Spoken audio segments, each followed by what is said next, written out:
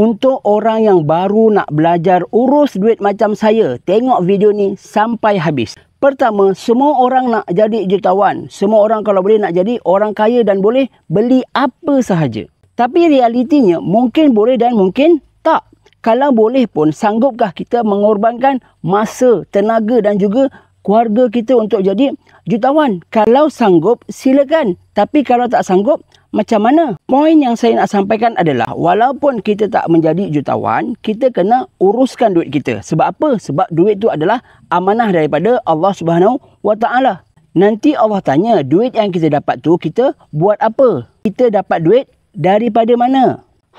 Pada masa itu kita nak jawab apa? Jadi, lebih baik kita uruskan duit kita sekarang supaya kita tak bankrupt di dunia dan juga di akhirat. Dalam buku Bagaimana Nak Survive Dalam Ekonomi Hari Ini, ada tunjukkan cara bagaimana untuk kita uruskan duit. Caranya adalah dengan kita menguruskan duit kita secara berfasa. Fasa yang pertama adalah kita mencatat segala perbelanjaan kita setiap hari.